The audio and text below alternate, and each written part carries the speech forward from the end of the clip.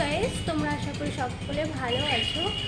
আমিও ভালো আছি, তবে ওই যে মানে যেটা এনার্জি ফুল ভালো লাগা সেটা কিন্তু নেই। কারণ তোমাদেরকে আগেই বলেছি যে আমার কাজের মানে রান্নার বৌদির লোক মারা গেছে। সে এখন 10-15 দিন আমার বাড়িতে রান্না করতে আসছে না। তো আমি মানে ভীষণই এইসব খাটাখাটনি হয়ে যাচ্ছে। তো যথারীতি আজ তো শনিবার সকাল সকাল চান করে নিয়েছি, পুজোও করা হয়ে গেছে। এবং শনিবার দিন যেটা আমরা করি সেটা হচ্ছে ভেজ খাই। তো আজকে ভেজ রান্না, আর রান্নাটা তো আমাকেই করতে হয়েছে। তো চলো তোমাদেরকে দেখা আজকে আমি তো এই দেখো অলরেডি আর একটা তরকারি হচ্ছে, সয়াবিন আলুর তরকারি। খুব কম তেল মশলা দিয়ে করেছি, কারণ আমার বরের এই কালকে রিপোর্ট দেখলাম যে কোলেস্টেরল একদম হাই, প্রচণ্ড হাই, লাস্ট স্টেজে চলে গেছে। তো একদম কম তেল মশলা খেতে বলেছে। তো সেই জন্য একদম কম তেল মশলায় যেটুকুই পেরেছি রান্না, আমি তোমাদের আগেও বলেছি আমি ভালো রান্না পারি না। তো রান্না যেটুকু করলাম। আর এই দেখো পাটের শাক, এটা আমাকে খুব ভালো লাগে। এই যতদিন পাটের শাক থাকবে ততদিন পাটের শাক খেতে আমাকে খুব ভালো লাগে। তাই মাছ মাংস হলে আমরা করি না। আর এটা হচ্ছে দেখো সে যেটা ডাঁটা, সজনে ডাঁটা এখন খুব চলছে বাজারে। তো সজনে ডাঁটা আলু দিয়ে সর্ষে দিয়ে, এটাও আমাকে খুব ভালো লাগে পাটের শাকের থেকে, তোমাদের সাথে আগেই শেয়ার করেছি। আর সজনে ডাঁটা এটার একটা রান্না হয়, অনেকে জিরে ফোড়ন দিয়ে রান্না করে। আর আর একটাও জিনিস খুব ভালো হয়, সেটা কি জানো তো? সেটা হচ্ছে সজনে ডাঁটার আচার। তোমাদের সাথে একদিন শেয়ার করবো সজনে ডাঁটার আচার কীভাবে হয়। তো রান্না কী কী করেছি এটা শেয়ার করার ছিল, করেই আমি বেরিয়ে এসেছি। রান্নাঘরটা যা গরম, ওখানে বেশিক্ষণ থাকা যায় না। আর গরম কী জন্য আমি বলছি, রান্নাঘরে না কোনো আমার জানালা করার অপশন ছিল না। জানালা করার অপশন ছিল না বলতে, আমার এই রান্নাঘরের পাশেই যে রুমটা আছে, এটা শ্বশুর শাশুড়ির জন্য বানানো হয়েছে রুমটা।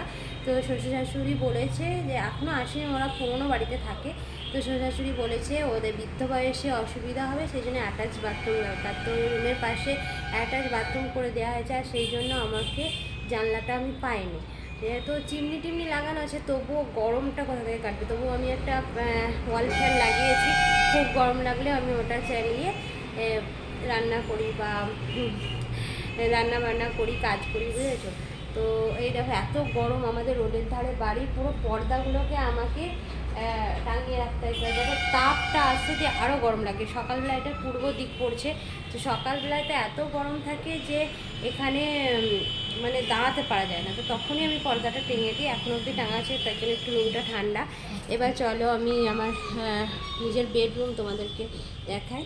এই দেখো বেডরুমের অবস্থা, লাইটটা জ্বালি দাঁড়াও। এই দেখো বেডরুমের অবস্থা, বুঝেছো? তো বেডরুমে যেটা দেখানো মোস্টলি, এই দেখো কালকে ওয়াশিং মেশিনে এতগুলো চাদর কেচেছি। এটা শাশুড়ির ঘরের চাদর, শাশুড়ি ঘরের চাদরটা আমরা শাশুড়ি ঘরে রেখে এসেছি। এটা আমার ঘরের চাদর, মানে এত চাদর কেচেছি দেখো। এগুলো সব ওয়াশিং মেশিনে কাল কাচাকাচি হয়েছে, কারণ আমার কাজের বই এত চাদর যদি কাছে তাহলে তো হয়ে গেল।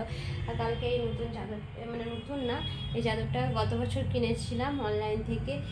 আমি অনলাইন থেকেই বেশি শপিং করতে ভালোবাসি। আর এই ব্লু কালারের, যেহেতু দেখো আমার রুমটা পুরো ব্লুতে ভরা, সব কিছু ব্লু ডেকোরেশন, ব্লু ফল সিলিং, ব্লু তোমার ওয়াল, ব্লু এই যে ফার্নিচারগুলো, ব্লু ওয়ালডক, সেই জন্য আমি ব্লু কালার দেখেই ওই চাদরটা কিনেছি। তো চাদরটা রঙটা ফেড হয়ে গেছে, আবারও কিনতে হবে। তো চাদরটা চেঞ্জ করেছি। চাদর সম্বন্ধে বলতে গিয়ে তোমাদের সাথে একটা কথা শেয়ার করি। চাদর কিন্তু আমাদের প্রত্যেকের সপ্তাহে, ময়লা না হলেও সপ্তাহে একদিন করে চেঞ্জ করা উচিত, সপ্তাহে। কেন বলছি, শুধু যে চাদর আমাদের ময়লার